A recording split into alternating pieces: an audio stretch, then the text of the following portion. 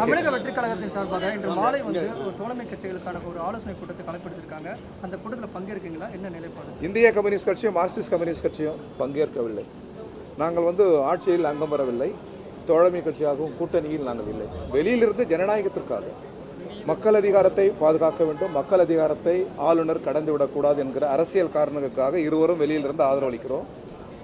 தோழமை கட்சிகளுக்கு ஒரு தேநீர் விருந்து என்கிற பொழுது அங்கே அந்த ஒரு நல் சூழல் ஏதும் கிடக்கூடாது. அந்த வகையில் அது அவர்களுக்கான தேநீர் விருந்து நடக்கட்டும். வாழ்த்துக்கள், மகிழ்ச்சி. இங்கே வெளியிலிருந்து நாங்கள் ஆதரவு அளிக்கிறோம். இன்னும் அந்த அமைச்சரவையில் இருக்கிறவங்க தோழமை கட்சியினர் கலந்து கொள்கிற அந்த சூழலில் வேறு அந்த சூழலை கெடுகிற எந்த காரணிகளும் வந்துவிடக்கூடாது என்பதற்காக தான் நாங்கள் இங்கே முதல்வர் நாங்கள் சந்திக்கிறோம். அதில் கலந்துக்கலாம். தமிழகத்தினுடைய ஒரு கூட்டணியை ஒரு வலுப்படுத்தும் நடவடிக்கையாகத்தான் தோழமை கட்சிகளுக்கு ஒரு அழைப்பு விடுக்கப்பட்டு நேரில் அமைச்சர்களும் கட்சியினுடைய நிர்வாகிகளாம் சந்தித்து உங்களுக்கு அழைப்பு எடுத்திருக்காங்க. கூட்டத்தில் பங்கேற்காம வெளியிலிருந்து ஆதரவுங்கிற நிலைப்பாடு கூட்டணியை வலுப்படுத்தும் நடவடிக்கையில் இருக்கக்கூடிய வாய்ப்பு இருக்கு. நாங்கள் ஏற்கனவே இந்த அரசு அமைவதற்கு இடதுசாரி கட்சிகள் வெளியிலிருந்து ஆதரவு என்பதை வெளிப்படையாக அறிவித்து அந்த ஆதரவு என்பது தொடரும். அதிலே கடுகளவு எந்த விதமான குந்தகமும் ஏற்படாது. அது நாங்கள் வெளிப்படையாக தெரிவிச்சிருக்கிறோம். Point number 1. ஆகவே அந்த விருந்தில் கலந்துக்கிட்டால் தான் அது வலுப்படுத்துறது, விருந்தில் கலந்துக்கலன்னா அது பலவீனப்படுத்துறது என்ற முறையில் நாங்கள் பார்க்கல. இல்லைனா இன்றைக்கி முதலமைச்சரை சந்திக்க வேண்டிய அவசியமே இருந்திருக்காது. அது ஏற்கனவே தோழர் வீரபாண்டியன் அவர்கள் விளக்கிவிட்டார். நாங்கள் அந்த விருந்தில் கலந்து கொள்ளவில்லை. மற்றபடி அரசுக்கான ஆதரவு என்பது தொடர்கிறது.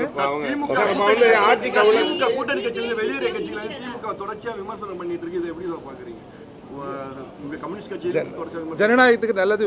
அவ்வளவுதான். ஜனநாயகம் செழுமையடையும். விவாதம் நடத்துவது, விமர்சிப்பது இதெல்லாம் வழக்கமான ஒன்று தான். அது ஒன்றும் புதுசு கிடையாது.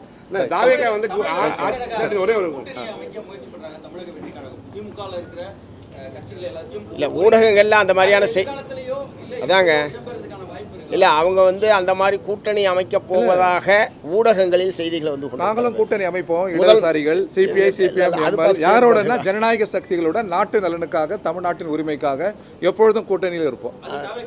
இல்லை,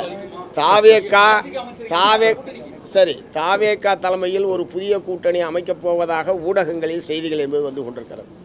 அது சம்பந்தமாக முதலமைச்சரோ மற்ற அமைச்சர்கள் பெருமக்களோ யாரும் எங்களிடம் எதுவும் பேசவில்லை. நாங்கள் இந்த அரசுக்கு வெளியிலிருந்து ஆதரவு என்பது தொடர்கிறது. இடதுசாரி கட்சிகள் ஒருங்கிணைப்பு குழு என்பது மாநில அளவில் ஏற்படுத்தப்பட்டிருக்கிறது. தமிழ்நாட்டு மக்கள் நலன் சார்ந்த பிரச்சனைகள் மீது இடதுசாரி ஒருங்கிணைப்பு குழுவின் சார்பில் போராட்டங்கள், நடவடிக்கைகள் என்பதை நாங்கள் தொடர்ந்து மேற்கொள்வோம். திமுக கூட்டணி